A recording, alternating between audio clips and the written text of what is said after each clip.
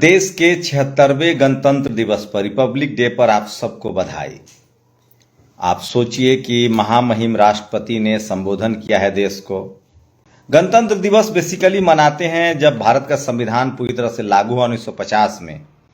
उसके बाद Republic day मनाना शुरू हुआ। देश आज़ाद हुआ 1947 में 15 अगस्त, जिसको हम स्वतंत्रता दिवस कहते हैं। जब संविधान लागू हुआ, जब देश चलने लगा संविधान से, तो गणतंत्र दिवस कहते हैं। लेकिन सोचिए, क्या ये नियति है? देश जब 76वां गणतंत्र दिवस मना रहा है तो कुंभ में हिंदू संविधान बन रहा है, जिसमें मनुस्मृति है की बात है। तो ये सारे बड़े सवाल हैं। क्या ये देश, संविधान सभा ने इस देश के संविधान को अधिकार दिए हैं? ये देश संविधान से चल रहा है। भारत का एक गौरवशाली इतिहास रहा है। जब सम्राट अशोक का भारत है, जिसको अखंड भारत भी कहते हैं, जब चंद्रगुप्त का भारत है, जब घनानंद का भारत है, जब नागवंश का भारत है, जब पाल वंश का भारत है। और उस भारत में दया है, करुणा है। और भारत, क्योंकि वो सारा भारत जो है वो बुद्धमय भारत है। और बुद्धमय जब भारत है तो भारत सिकंदर से भी आगे का भारत है, जहां घनानंद के डर से सिकंदर भारत नहीं आता है। सिकंदर के सेनापति सेलुकस अपनी बेटी की शादी चंद्रगुप्त मौर्य से कर देते हैं। जो सिकंदर, जिसको विजेता कहा जा रहा है, वो भारत की सीमा नहीं, सिंधु नदी पार नहीं कर पाता है। और सोचिए, विश्व गुरु किसको कहा जाता है? बुद्ध को, जिन्होंने दुनिया को ज्ञान का दीपक दिखाया और दुनिया को जिन्होंने जीता, तो ही विश्व विजेता हैं। आज दुनिया में बुद्ध को लेकर चर्चा हो रही है। भारत का संविधान, कहते हैं बाबा साहेब ने भारत के संविधान में सम्राट अशोक की जो कार्य प्रणाली है, जिसमें दया है, करुणा। एक बात आप राजेंद्र प्रसाद सिंह को पढ़िए, वो कहते हैं कि जिस सिकंदर ने भारत पर हमला करने की कोशिश की, उसी सिकंदर के देश में सम्राट अशोक ने दवाइयां भिजवाई थी। सम्राट अशोक ने मवेशियों के लिए अलग अस्पताल बनवाया, सड़कों पर बड़े बड़े पेड़ लगाए। उसके बाद जब भारत में गैर बराबरी बढ़ा, जातिवाद, मनुवाद बढ़ा, जातियां बना दी गई, तो जो सोने की चिड़िया थी भारत, जो भारत ज्ञान का केंद्र था, उनमें विदेशी आक्रमणकारियों का हमला शुरू हुआ। और भारत चूंकि जातियों में बंट गया, लोगों की एकता खत्म हो गई, तो भारत गुलाम होने लगा। फिर जब भारत यूनाइट हुआ तो भारत आजाद हुआ। विदेशी आक्रमणकारी जो भी रहे, उन सबको जाना पड़ा। और आज भारत को एकजुट कर रहा है भारत का संविधान, जो सबको एक दूसरे से पिरोता है। भाषा के आधार पर, रंग के आधार पर, राज्य के आधार पर कोई भेदभाव न हो। आज उत्तर, पश्चिम, दक्षिण सब भारत एकजुट है, क्योंकि भारत का संविधान पूरे देश में लागू है। ऐसे में क्या जरूरत है? इसी समय जो बात हो रही है हिंदू संविधान की, जिसमें फिर से मनुस्मृति की बात लिखी गई है, तमाम रिपोर्ट्स आ रही है, हम लोग इस पर चर्चा भी करेंगे। लेकिन सबसे पहले बात, भारत के 76वें गणतंत्र दिवस पर भारत के संविधान की, जो सब नागरिक को बराबर का अधिकार देता है। मेरे साथ इस मौके पर खास मेहमान हैं, सुप्रीम कोर्ट के वकील हैं, गौरव यादव हैं। गौरव, क्या कहेंगे आप? आज बड़ी जानकारी लाए हैं, द कॉन्स्टिट्यूशन ऑफ इंडिया। जब संविधान बना था तो सिर्फ ₹1.10 में मिलता था। निश्चित रूप से शंभू जी, बहुत बहुत धन्यवाद देते हैं आप कि आप बड़े मौलिक प्रश्न आज देशवासियों के सामने पूछ रहे हैं और बता रहे हैं। मैं ये जो किताब प्रिंट किया हूँ, ये भारतीय संसद की जो लाइब्रेरी है उसमें है। तो उसमें दिखाया गया है कि 1949 से लेकर अब तक कितनी पुस्तकें प्रकाशित हुई हैं, जिसमें प्रधानमंत्री के भाषण भी हैं, सारे लोगों के हैं। तो जो इसमें मैं मूल बातें बताना चाहता हूँ कि जब ये प्रकाशित हुआ था तो उसकी कीमत ₹1.10 थी। आज जब मैं ये पन्ना जब प्रिंट किया हूँ या उस पर जो लिखा हूँ, अगर कहीं जाएंगे कैफे पे तो वो आपसे ₹10 ले लेगा, और इसकी कीमत अगर दिया जाए तो ₹1 से ज़्यादा है। तो मेरे कहने का, इसको लाने का तात्पर्य मात्र इतना है कि जो लोग आज संविधान के बारे में अवेयरनेस की बात कर रहे हैं, यदि पूर्व की सरकारों ने उस समय के युवाओं को संविधान दे दिया होता तो जो संविधान की प्रस्तावना में जो आधार स्तंभ लिखे गए हैं, आपने एकदम सही कहा है कि डॉक्टर भीमराव अंबेडकर जो है गौतम बुद्ध के विचारों से प्रभावित थे। तब उन्होंने न्याय, लिबर्टी, इक्वलिटी और फर्टर्निटी की बात कही है। और सम्राट अशोक के अखंड भारत से भी प्रभावित नहीं प्रभावित थे, लेकिन ये आज के लोग नहीं प्रभावित हैं।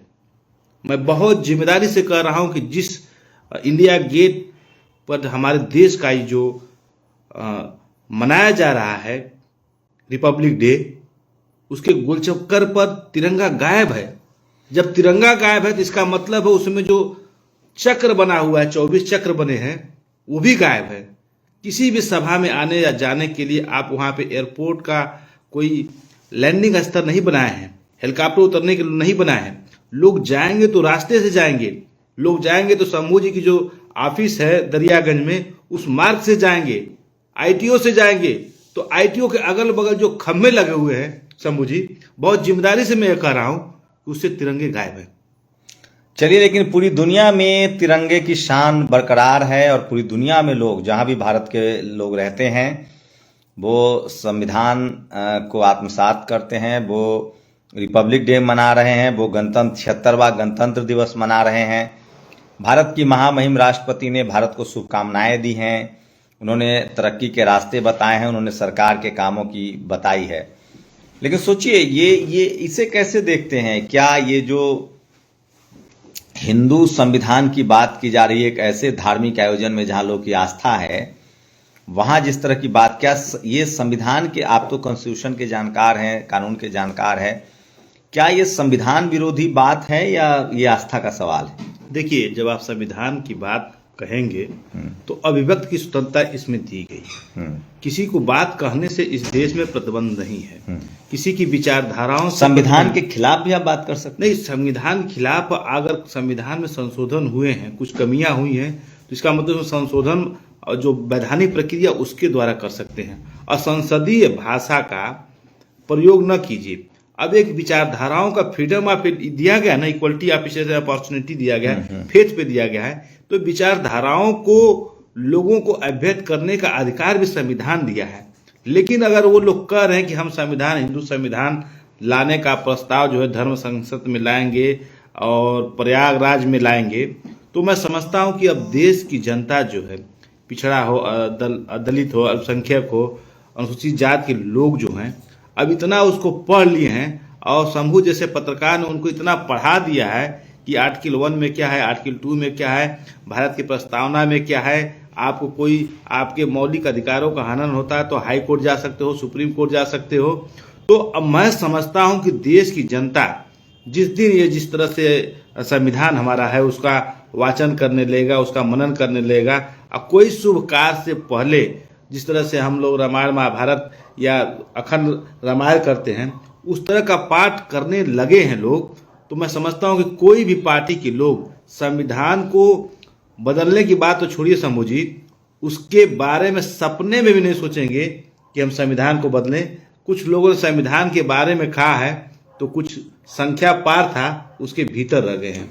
एक बात, जो संविधान है, मैं कह रहा हूं, बस भारत का संविधान जो है वो खासकर इस देश के जो 90% लोग हैं, जो SC ST OBC जिनको कहा गया है, संवैधानिक नाम है हमारा, चाहे आप हिंदू हैं, सिख हैं, ईसाई हैं, क्रिश्चियन हैं, बौद्ध हैं, कोई भी धर्म से हो आप, जैन तो जनरल कैटेगरी में आते हैं जो भी लेकिन जैसे हिंदू SC ST OBC हैं, मुस्लिम भी OBC हैं, ST हैं कश्मीर में, क्रिश्चियंस यहाँ ट्राइबल्स हैं, शेड्यूल्ड ट्राइब्स हैं, आप सिख धर्म में हो तो भी SC OBC हैं। तो आपका जो संवैधानिक अधिकार है वो धर्म से नहीं, आपके कैटेगरी से मिलता है, SC ST OBC से, और इनकी संख्या लगभग देश में 90% है जी। तो क्या संविधान की जागरूकता इन लोगों तक पहुंच रही है, और क्या ये समाज जागरूक है कि वो इस संविधान को बचाएगा ताकि ये संविधान सबको बचा सके? और क्या हिंदू संविधान की जो भावना है, जो ये लोग कह रहे हैं, ये तो 75 साल हुए मात्र संविधान को लागू हुए, उससे पहले तो मनुस्मृति से ही देश चल रहा था। लगभग अंग्रेजों के दौर में सारे हिंदू राजा ही थे, मुगलों के दौर में भी हिंदू राजा हुआ करते थे। तब तो जो शूद्र और जिनको अछूत बनाया गया, मनुस्मृति लागू थी, उनका जीवन भला नहीं हुआ, कुछ भी नहीं बदला। तमाम लोगों को और खासकर महिलाओं को जो पढ़ने लिखने का, आज जो महामहिम राष्ट्रपति हैं, आज कलेक्टर, एसपी, डीएम बन सकते हैं, नेता बन सकते हैं, प्रधानमंत्री बन सकते हैं, ये सारे अधिकार चाहे महिला हो उनको संविधान से मिला। हम जैसे 90% लोगों को पढ़ने लिखने, नौकरी, व्यापार का संविधान से अधिकार मिला। क्या ये बात क्या ये आपको क्या लगता है, ये कितनी समझ बनी है लोगों की संविधान कम से कम 90%, 95% लोगों के लिए कितना जरूरी और आधी आबादी के लिए? देखिए, जब समूह जी बहुत ही मौलिक प्रश्न आपने पूछे हैं और मुझे बताते हुए आपको फक्र हो रहा है कि जिस महिला ने अपने कमर से ऊपर कपड़ा पहनने का आंदोलन चलाया, वो भारतीय संविधान सभा में चुन के आई थी। उनके पति बहुत ही सामाजिक सुधार के लोग थे। तो जब वो महिला आई कि हम कमर से ऊपर अर्थात उनके स्तन ढकने का भी अधिकार इस देश में नहीं था। जिस किताब की बात करें तो वो किताब समानता नहीं थी, वो पुरुष और महिलाओं में भी विभेद कर रहा था।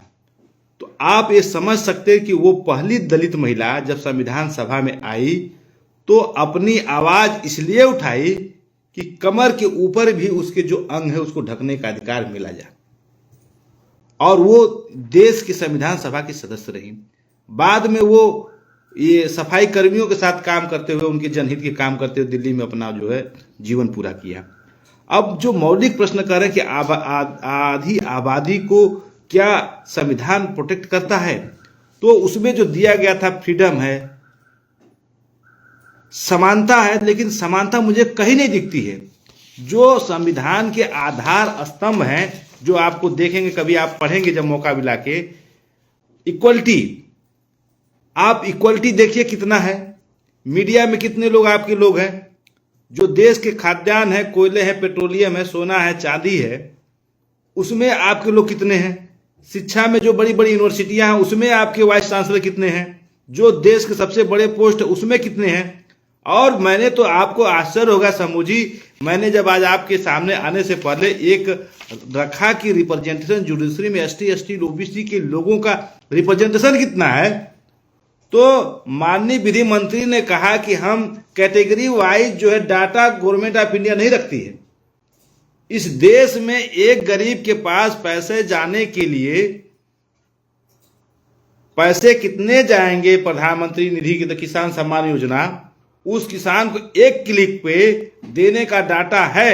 लेकिन देश में जो कुछ सुप्रीम कोर्ट, हाई कोर्ट है, जिनको गिनती में गिना जा सकता है, 1 2 3 4 5 6, उसमें एससी ओबीसी के कितने जज हैं, इसको भारत सरकार डाटा नहीं रखती है।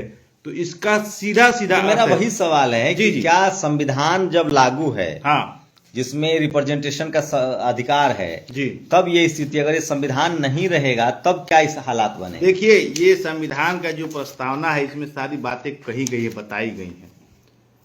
इसके होते हुए भी ये जब 1 रुपया 10 पैसे में जिसकी कीमत थी 1949 में, उसको बंटने से, उसको पढ़ने से रोका गया। ये सब कुछ इसमें व्यवस्थित है, लेकिन जो सरकार चलाने वाले लोग हैं ये अधिकार नहीं दे रहे हैं। यदि यह हट जाएगा तो जो भी आपको कुछ मिला हुआ है वो एकदम हर जगह शून्य शून्य शून्य शून्य शून्य हो जाएगा, और आपका जीवन जो है एकदम जो है मानव नहीं रहेगा, वो मानव से दूसरे प्राणियों की तरह हो जाएगा, जिसको आप जो भी शब्द कह दें वो ह्यूमन डिग्निटी। आप कल्पना कीजिए, जब 75-76 साल हो गए संविधान लागू हुए, आज भी जातिवाद, मनुवाद इस तरह हावी है कि थाने में जाति देखकर एफआईआर होती है, लीगल सिस्टम में रिप्रेजेंटेशन नहीं है, लोगों को जाति की वजह से न्याय के लिए भटकना पड़ता है। डाइवर्सिटी की बाबा साहब ने इसलिए कल्पना की थी, लेकिन मैं फिर कह रहा हूं, लोकतंत्र की चक्की है, महीन पिसती है। भारत का संविधान देर सवेर लागू होगा। भारत के संविधान की ताकत है। वर्तमान प्रधानमंत्री खुद कहते हैं कि मैं प्रधानमंत्री इसलिए बन पाया क्योंकि भारत में बाबा साहब का एक संविधान था जिसमें यह प्रावधान है कि कोई भी प्रधानमंत्री बन सकता है। इससे पहले मैं चीफ जस्टिस ऑफ इंडिया का एक कोट लाइन करूंगा। उन्होंने कहा कि अगर हम सबने संविधान बचाया तो संविधान हम सबको बचाएगा, और संविधान उसको भी बचाता है जो संविधान की बात नहीं मानता है। भारत का संविधान चेक एंड बैलेंस करता है, सबको बराबरी का हक देता है। सबसे ऊपर भारत का संविधान है, और भारत का संविधान संसद उसको जनता को वो सबसे ज्यादा अधिकार देता है। तो ये जो भारत का संविधान है अभी, इसमें सबसे ज्यादा अधिकार जनता को है।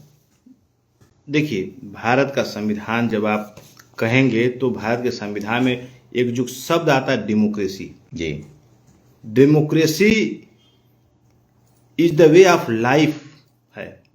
जो संविधान सभा के बाद जो पहला संसदीय सत्र चला, तो उसकी एक समरी की किताब है और उसमें कहा गया डेमोक्रेसी वे ऑफ लाइफ है। और उसको कहा कि डेमोक्रेसी जो है ये एक तरह से आपका यूज है, ह्यूमन है और पावर है। और पावर और जो आपका वे है, पावर जो मिलता है, जो शक्ति है, उसको जनता कहता है। और अल्टीमेटली जो पावर आता है जनता से निहित होता है। अब्राहम लिंकन के शब्द के अलावा उन्होंने कहा है पीपुल एंड पावर है डेमोक्रेसी का मतलब होता है।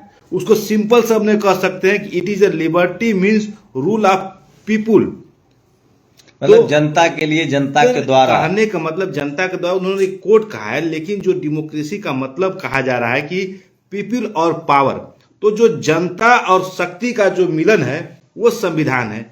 अब उस जनता की शक्ति और में लोगों ने क्या किया है कि जनता को तो ले लिया उनसे पावर, लेकिन उनके जो हित की बात होनी चाहिए थी, वे ऑफ लाइफ होना चाहिए था, उनके डिग्निटी फुल लाइफ होना चाहिए।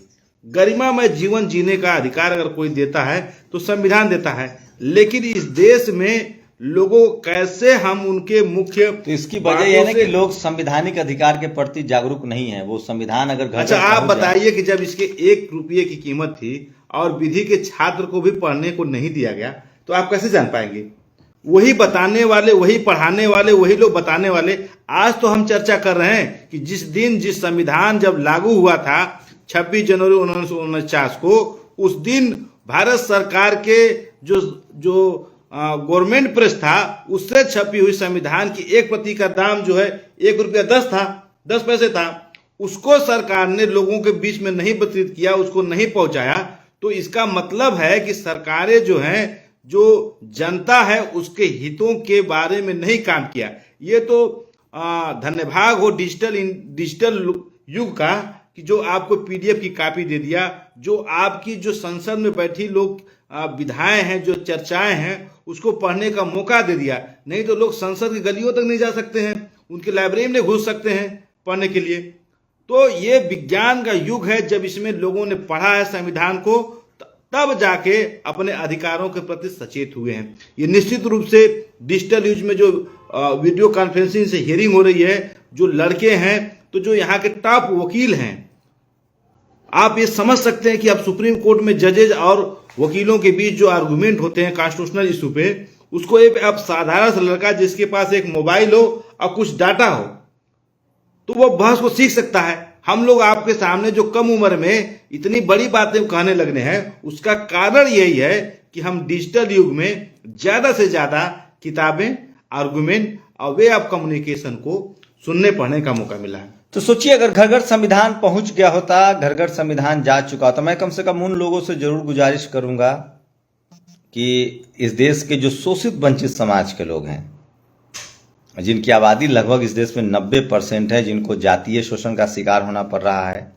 इस देश की आधी आबादी महिलाएं जिनका शोषण हुआ है लैंगिक आधार पर, अगर आप किसी भी तरह से शोषित वंचित हैं, तो आपके लिए संविधान किसी अधिकार से कम नहीं है। संविधान को पढ़िए, संविधान को आत्मसात कीजिए और उन लोगों की पहचान कीजिए जो इस संविधान के खिलाफ हैं।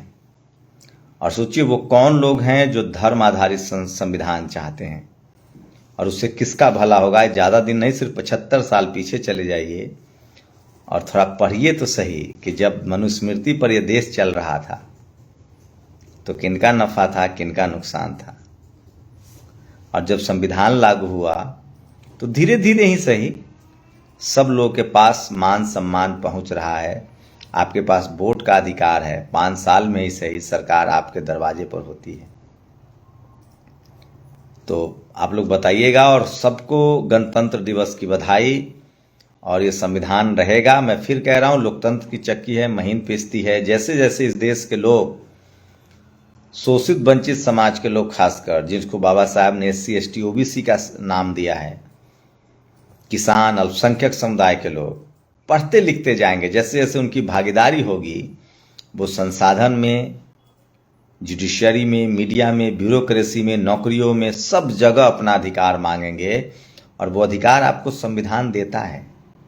और जब आप संविधान को जान लेंगे, समझ लेंगे, तो वो अधिकार शायद नहीं कोई रोक पाएगा। आपके संवैधानिक अधिकार के लिए संविधान जरूरी, और इसके लिए ज़रूरी है कि संविधान सुरक्षित रहे। और इसी के लिए रिपब्लिक डे मनाया जाता है, गणतंत्र दिवस, जब संविधान लागू हुआ था। तो ये खास बातचीत आपको कैसी लगी, अपनी प्रतिक्रिया भी जरूर दीजिएगा। आप सबको 76वें गणतंत्र दिवस की बधाई। आप सबको तिरंगा जरूर फहराइए, अपने घरों पर तिरंगा जरूर टांगिए। और वो भारत की यूनिटी का प्रतीक है, भारत की सुवर्णिटी का प्रतीक है, भारत के सम्मान का प्रतीक है। और उन लोगों की पहचान कीजिए जो अभी भी संविधान से सहमत नहीं है, जबकि संविधान का सबसे ज़्यादा फायदा उन्हीं को मिल रहा है।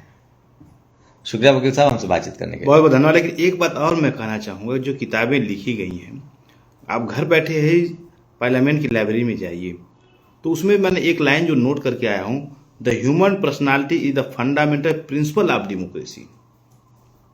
तो जो आपकी पर्सनालिटी है वो लोकतंत्र का व्यक्तित्व है। शंभू जैसे पत्रकार जो है आपको यहाँ से जगा रहे हैं, प्रेरित कर रहे हैं पढ़ने लिखने के लिए, तो आप पढ़िए लिखिए। इन्हीं शब्दों के साथ बस इतना मैं कहना चाहूँगा कि जिस तरह से आपने हर विधाओं पे लोक कथा, लोकगीत, लोक परंपरा बनाई है, उसी प्रकार से आप लोग जरूर इस आधुनिक युग में अपने सभी प्लेटफार्मों का प्रयोग करते हुए उस पर संविधान के बारे में, उसको सरलतम भाषा में, चित्रों के माध्यम से, अपनी बोली भाषा में जरूर गायन, वाचन और अध्ययन करने का काम करें। तो मैं समझता हूँ कि ये हमारे सामाजिक न्याय के जो पुरोधा लोग रहे हैं, गौतम बुद्ध से लेकर डॉक्टर अंबेडकर से पेरियार जी, ललेही जी, उनकी विचारधारा जो है बहुत अच्छी तरह से विकसित होगी और आने वाली पीढ़ियों को समझ बढ़ेगी। बहुत बहुत धन्यवाद शंभू जी आपको। शुक्रिया वकील साहब, हमसे बातचीत करने के लिए। तो आप सबको एक बार फिर से 76वें रिपब्लिक डे की बहुत बहुत बधाई। जय भारत, जय संविधान। नेशनल दस्तक की आपसे गुजारिश है कि अगर इसको बचाना चाहते हैं तो नेशनल दस्तक को सब्सक्राइब करने के लिए रेड कलर के सब्सक्राइब बटन को दबाएं, फिर बेल आइकन की घंटी दबाएं। नेशनल दस्तक को बचाने के लिए बहुत जरूरी है कि हर खबर को शेयर करें, लाइक करें, कमेंट जरूर करें।